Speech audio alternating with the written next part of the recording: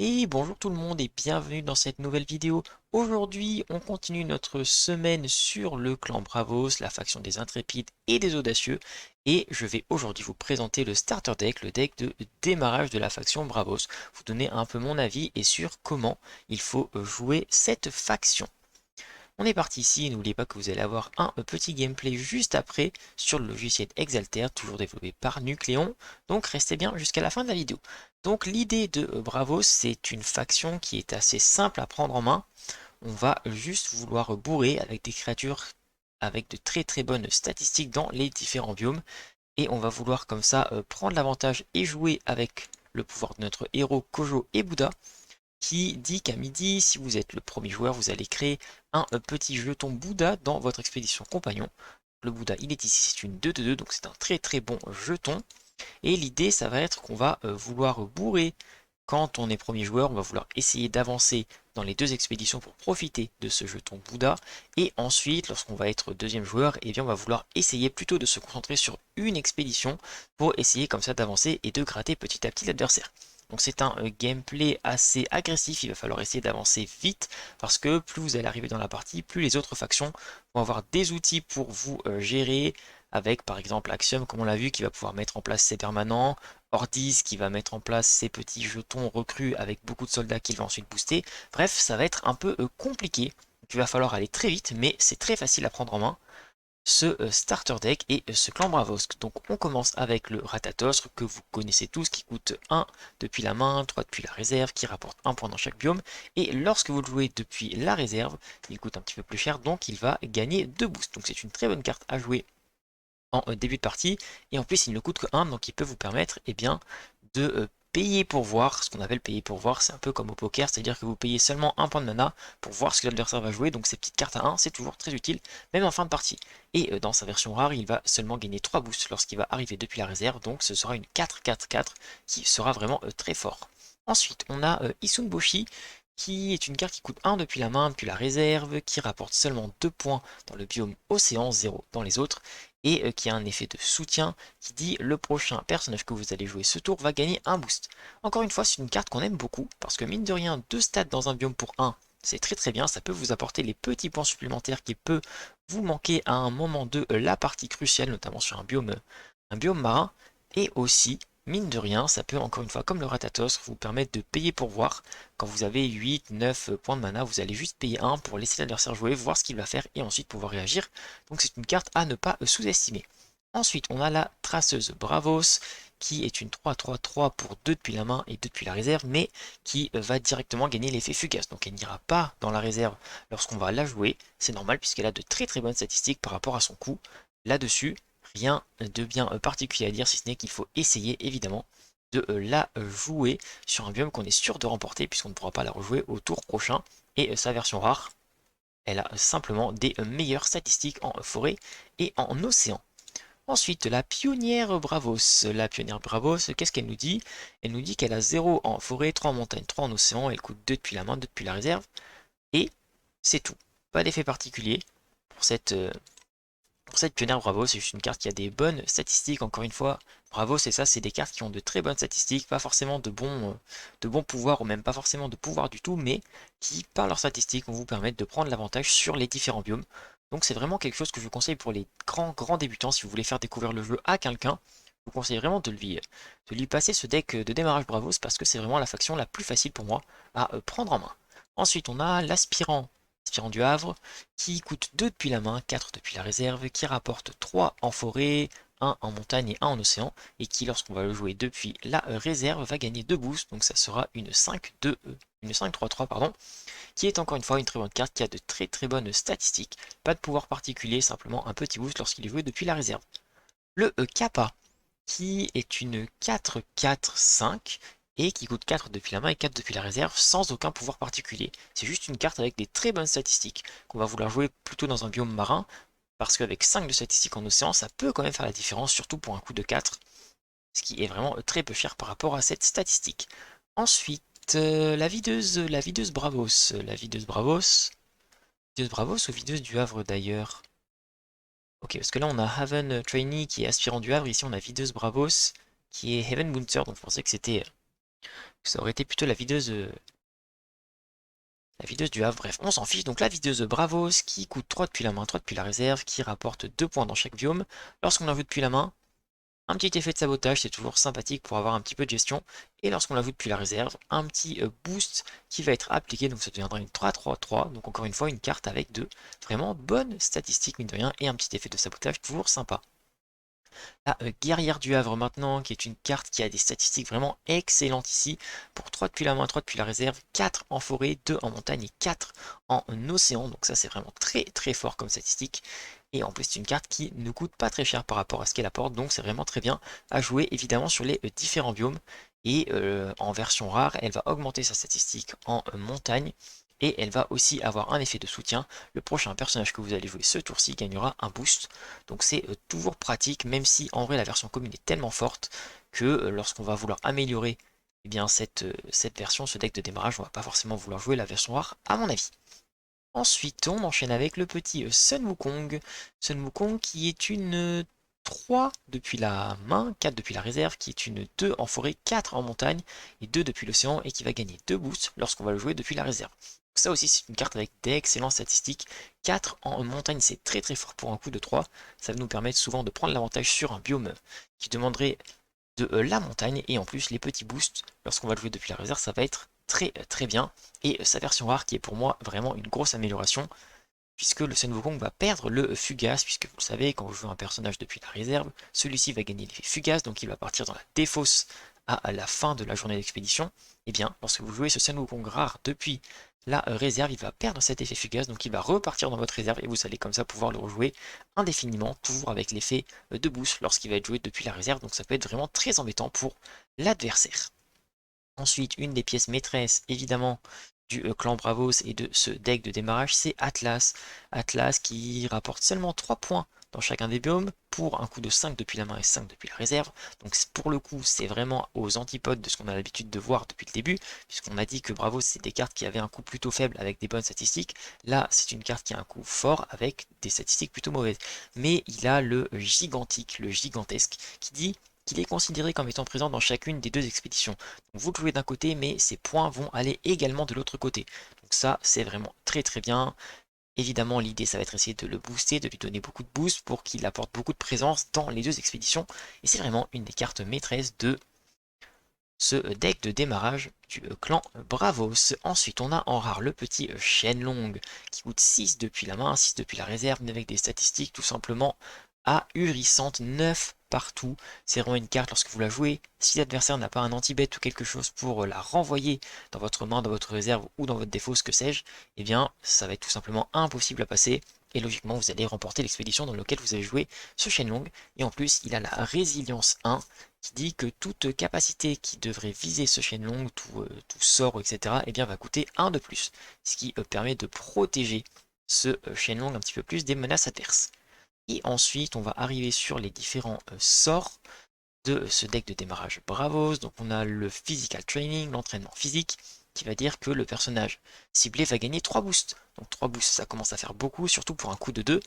On imagine bien évidemment booster un Atlas qui va devenir une 6-6-6 présente dans les deux expéditions. Vous pouvez imaginer également l'utiliser sur un Sun Wukong. Bref, cet entraînement physique est vraiment très très fort. Et en plus, dans sa version rare, eh bien, on va avoir un effet supplémentaire qui est de piocher une carte. Et évidemment, son coût depuis la main va être augmenté, va passer à 3, mais ça reste quand même très bien pour piocher une carte et gagner 3 boosts.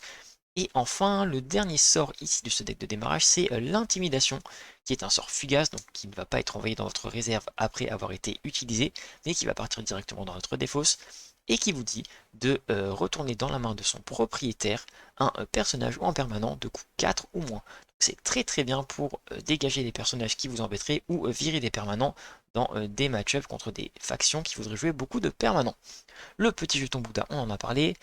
Ensuite, la carte transfuge ici, le bastion Muna, qui est un permanent, qui coûte 3 depuis la main, 3 depuis la réserve, et qui dit que vos personnages que vous contrôlez ont résilience 2, donc c'est exactement le même effet que notre ami Shenlong, c'est-à-dire que tous les effets et tous les sorts qui vont vouloir cibler spécifiquement ces personnages vont devoir coûter 2 de plus. Donc c'est un outil de protection pour vos cartes qui n'ont pas évidemment grand chose pour se défendre contre les sorts adverses.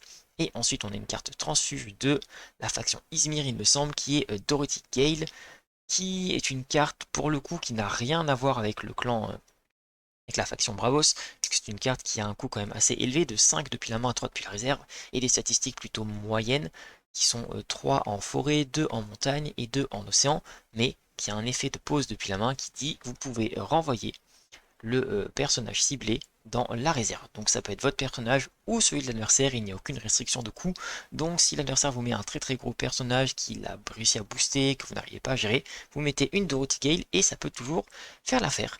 Et voilà, on a terminé pour cette petite présentation du deck. Donc je le rappelle encore une fois, le but du gameplay c'est de jouer très agressif, d'essayer d'aller très vite et surtout de profiter du pouvoir de Kojo et Bouddha pour essayer de mettre la pression dans les deux expéditions lorsqu'on est premier joueur et qu'on aura notre petit jeton Bouddha dans l'expédition compagnon. Et on part tout de suite pour du petit gameplay sur Exalted. Ici on va jouer donc contre un Izmir, donc c'est vraiment un match-up horrible je trouve pour Bravos, parce que Bravos a beaucoup de mal contre tous les sorts de gestion d'Izmir. Donc qu'est-ce que je vais pouvoir garder? Donc l'intimidation. La traceuse c'est très bien, l'éclaireuse c'est très bien, le kappa ça peut être pas mal pour le prochain tour.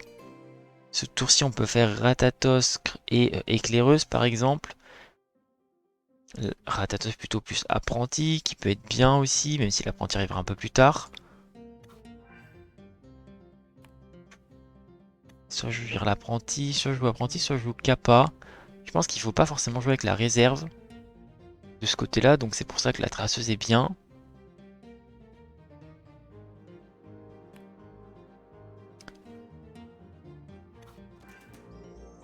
Ok, en plus je suis pas forcément premier joueur, donc ça c'est un peu dommage, j'ai pas mon jeton. Ça me permet de prendre l'ascendant directement, parce que l'idée quand vous jouez contre un Izmir et contre des factions plus contrôle comme Ordis par exemple ou Axiom, c'est de prendre tout de suite l'avantage avec Bravos et c'est pour ça que c'est mieux d'être premier joueur. Donc le Ratatosque il va partir ici.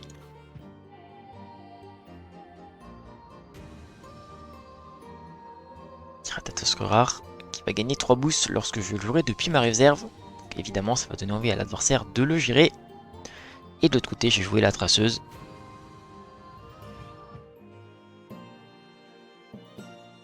Est-ce que j'accepte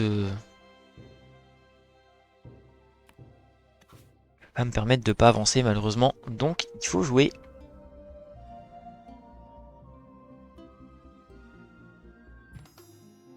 Adversaire qui a passé, et donc je vais passer aussi. Donc on va avancer tous les deux, moi du côté héros, lui du côté compagnon. Et ensuite on va arriver au deuxième tour. Oh, très intéressant ce Wukong, mais le problème c'est qu'il y a beaucoup de choses, il y a beaucoup de sabotage chez Izmir, donc je vais pas pouvoir jouer avec ma réserve malheureusement. Là on a directement le jeton compagnon qui est là. Je vais garder le Ratatosque parce que j'ai envie qu'il utilise un sabotage là-dessus.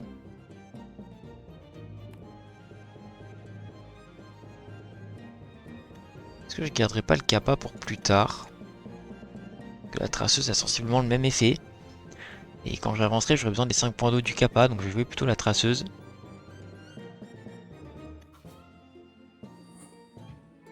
Je vais voir ce qu'il va faire mon adversaire. S'il a envie d'utiliser ce tour-ci pour me gérer le Ratatosque qui peut être gênant pour lui. Espionnage, exactement. Je vais passer. Et normalement, je devrais avancer dans les deux expéditions. C'est Carabru qui est là, mais... Oh, ok, à la revoyure, un adversaire qui a utilisé beaucoup de gestion quand même là. Sur ce tour, il a joué aucune carte. Pour avancer dans les expéditions, donc je vais avancer. Et je vais prendre un avantage dans les expéditions, et en plus, il a dû jouer beaucoup de cartes de gestion quand même. C'est très bien. Du coup, je vais avancer grâce à mon petit compagnon. Alors ici, qu'est-ce que je vais avoir envie de faire? D'enlever le kappa. Oh, ça m'embête un peu. Parce qu'il y a encore à l'arvoyure qui m'embête. Lui, il m'embête pas du tout, l'alchimiste du Kadir, mais... L'arvoyure, ça m'embête un peu. Donc le kappa, il peut pas être géré par l'arvoyure.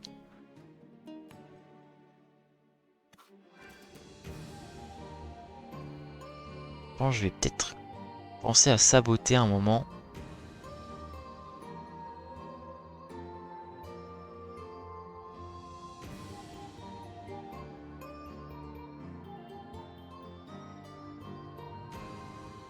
On n'est pas très bien ici. On n'a pas réussi à prendre l'adversaire vraiment trop de vitesse. On n'a qu'une avance de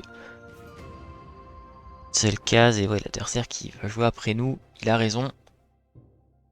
Tellement compliqué ce match-up Izmir contre Bravos.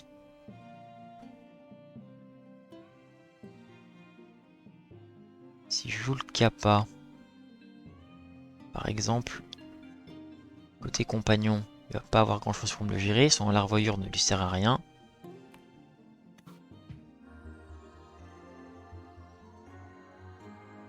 Donc c'est pas mal. On va tenter comme ça. On va voir ce que ça donne.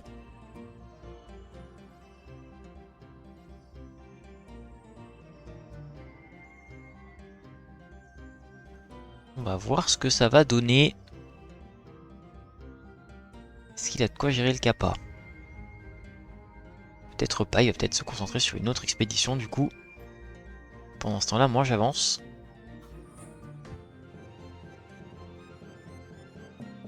C'est bien joué. Parce que du coup il va avancer, c'est un moindre coût. De l'autre côté, son alchimiste du Kadikir aura été utile. Finalement. Je pense qu'on va finir par la perdre celle-là. Parce que je vois pas comment. Je peux avancer, je suis encore très très loin.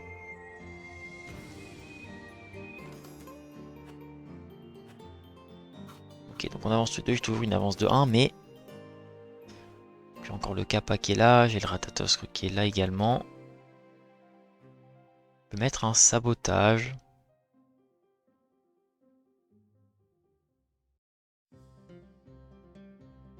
Je pense que je vais rien mettre en... en mana. On va essayer de prendre les devants.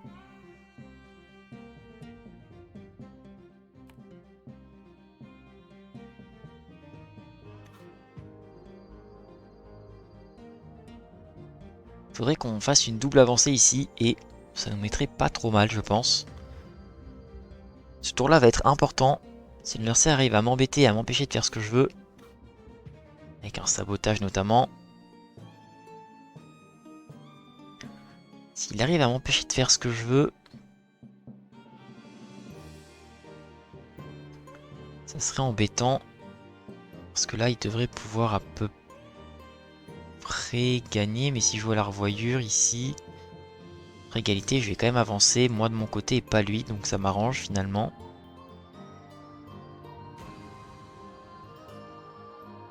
J'essaie de me battre comme je peux, hein, mais très compliqué.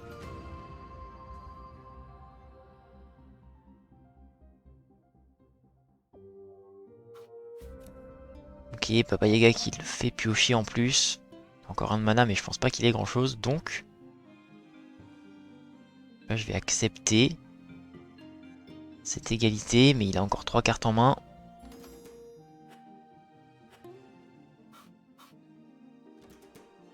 J'ai encore l'avantage, mais pour combien de temps encore?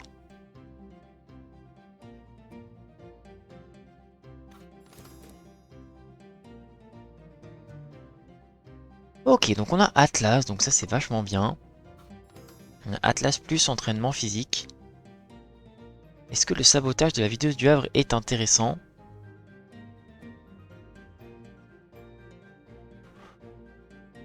Je dirais pas forcément.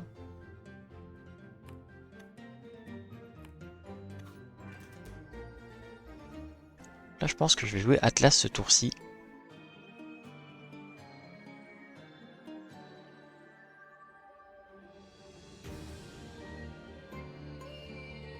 Parce que si l'adversaire a besoin du Kraken pour gérer Atlas, ça me mettrait très bien. Et il va faire le après vous. Oh non, il préfère jouer Baba Yaga. Pour s'en débarrasser, très bien.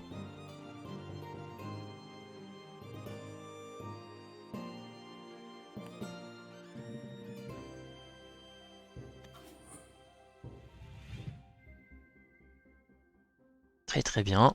Donc Ratatosk évidemment. Qui joue après vous. Oh. Ok, l'adversaire qui veut très certainement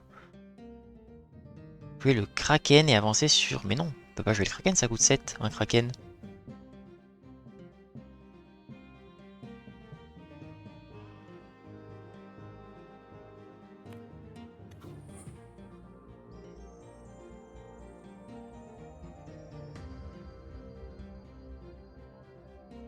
Il y a toujours ce larvoyure qui m'embête beaucoup, mais...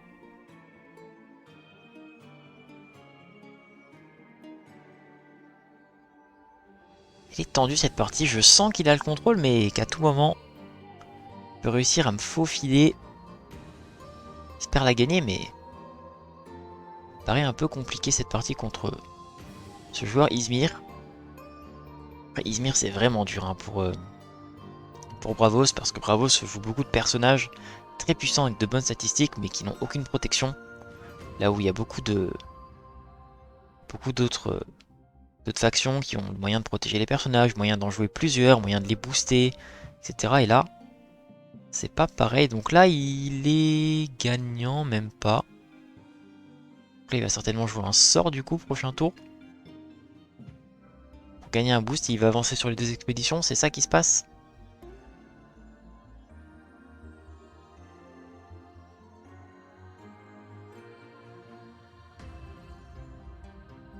C'est exactement ça qui va se passer. Ok, non, l'adversaire qui passe et qui me laisse avancer. Donc là, si j'arrive à avancer sur les deux expéditions, on est très très bien.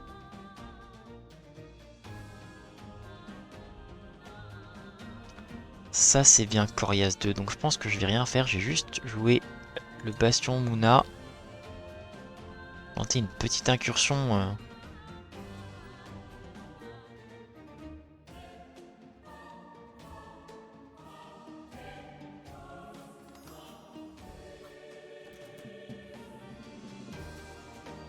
Tenter une petite incursion avec le Bastion Mouna. Essayer de me protéger de quelque chose. On va tout miser sur le prochain tour, je pense. Je pense que là, c'est le prochain tour qui compte. C'est celui qui va déterminer la victoire ou la mort.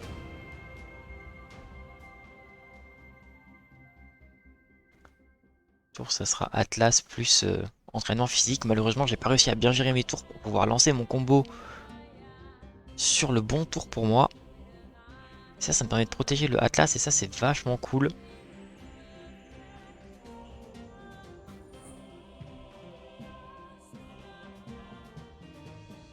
Bien sûr, je vais gagner un boost, donc l'adversaire qui va vouloir jouer un sort, j'imagine. De toute façon, j'ai que ça à faire. Anti du Havre ici. On va voir. Ok, l'adversaire qui a décidé d'abandonner. Ok, j'aurais bien voulu voir la fin de cette partie quand même. C'est-à-dire qu'il devait avoir que des sorts ou que des choses comme ça en main, des choses pas très utiles, on va dire, pas de personnages, mais on a réussi à la remporter, mais c'était tellement tendu, c'est là où on voit vraiment que le jeu a été bien designé, parce qu'il y a vraiment des différences de classe, des différentes de choses entre les différentes factions, des différentes match-up, et là, Izmir, c'était très très compliqué, mais on a réussi à s'en sortir. J'espère en tout cas que cette vidéo vous aura plu. N'hésitez pas à vous abonner et à rester à l'affût pour toutes les nouvelles vidéos qui vont sortir sur Altered. Et moi, je vous dis à très vite pour de nouvelles vidéos.